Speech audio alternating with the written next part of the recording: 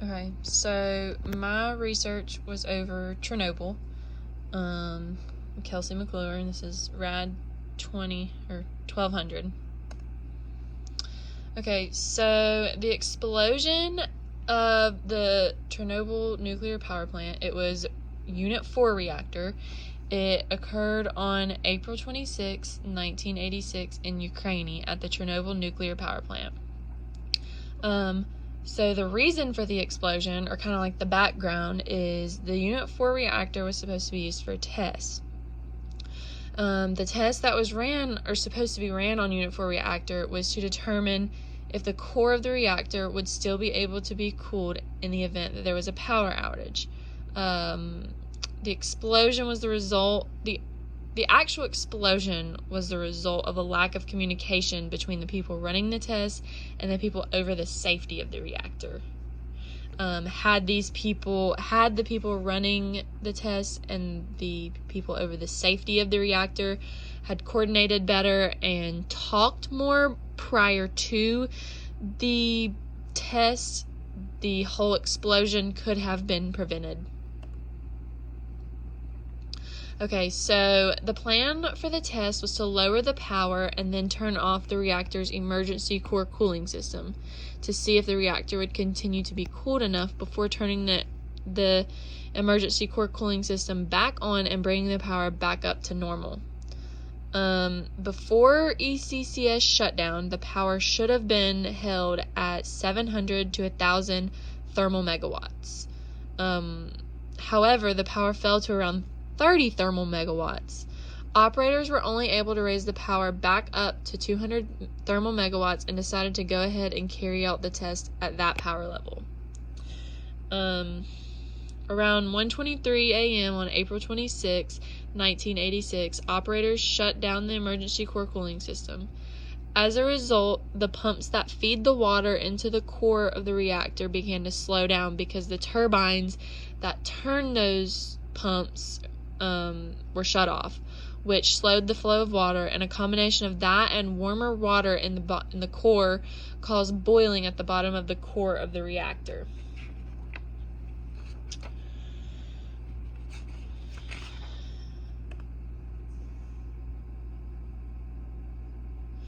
So the boiling at the bottom of the core, as well as a xenon burnout, could have caused a rapid increase in power. Less than a minute later, after the ECCS shutdown, power exceeded 530 thermal megawatts and continued to rise.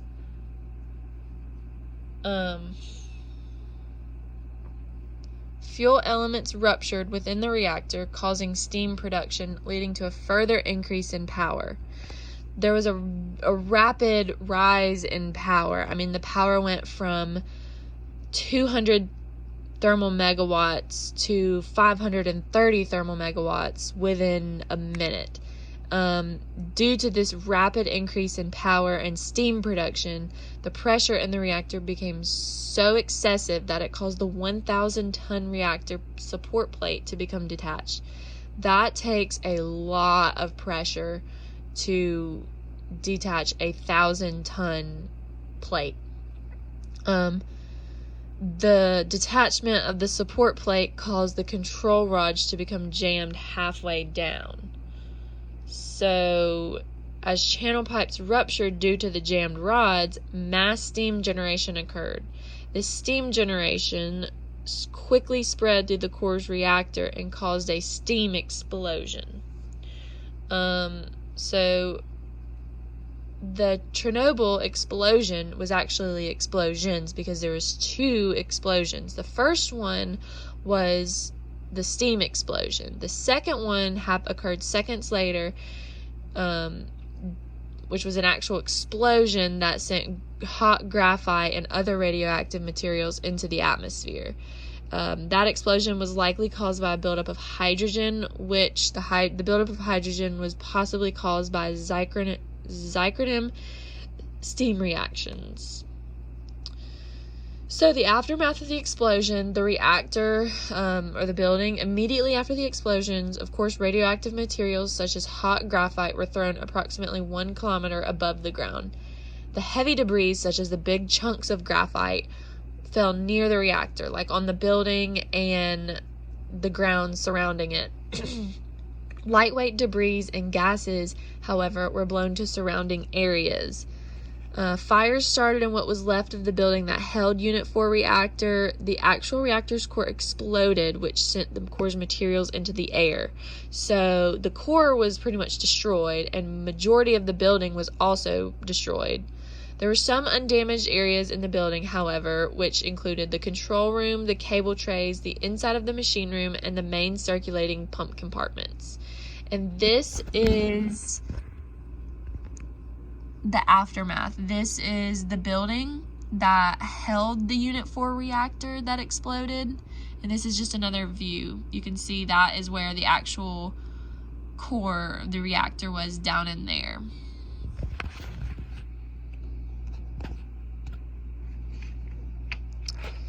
So there was a lot of radiation released. Chernobyl was actually one of the biggest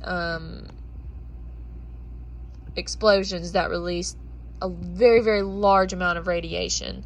So 46 megacuries of iodine-131, 136 megacuries of xenon radioisotope, 2.3 megacuries of cesium-137, cesium-134. All those were released, which is a major amounts, and 14 exabecural of radioactivity was released. And to put that in perspective, kind of, 1 exabecural equals 1,018 becquerels.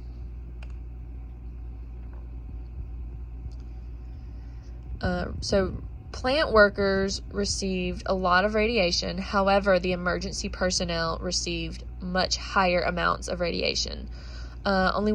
Surprisingly, only one plant worker was killed in the actual explosion. Another plant worker was taken to a hospital and died hours later due to injuries received in the explosion. All of the plant workers that were working at the time of the explosion received a whole body equivalent dose of more than 1 sievert. That was around 200 people that received that dose. Over 24 of those workers died within 3 months because they had received doses of over 4 sieverts. The 200 people that received at least 1 sievert, they all received at least a sievert. So there was a majority of the workers received more than 1 sievert, but it's just kind of saying that all of them received at least 1 sievert. So the emergency personnel, all the first responders were expected to have received doses of at least 0.7 sieverts, which is enough to cause acute radiation syndrome. Acute radiation syndrome can cause like irritation of the skin, redness, nausea, vomiting, all that kind of stuff.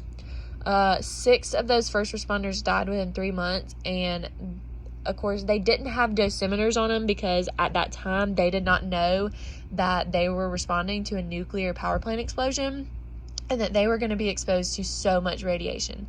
So they estimated that those 6 first responders that died within the 3 months had potentially been exposed to doses of up to 20 sieverts, which is a lot. Average equivalent dose to individuals within 200 miles of the reactor was 0.2 sieverts. Local consequences, so it majorly affected both local and global, like the surrounding cities and surrounding countries. The town of Pripyat, which was home to around 45,000 people, was evacuated the day following the explosions. Within a few weeks, 116,000 people living within 30 kilometers of Chernobyl's Unit 4 reactor had been evacuated and relocated. Many of those people evacuated had to leave pets behind, and many of those pets were later killed by troops that were sent out to do that. This was in an effort to help prevent suffering and the spread of radiation. Animals left within several miles that were not killed by troops or were wild animals either died due to the radiation exposure or had growth and deformity or health issues. Trees and the surrounding flora that were exposed within several miles were all killed. A lot of those trees and flora were bulldozed and covered with dirt, concrete, all that kind of stuff to help lower the radiation that they were putting out.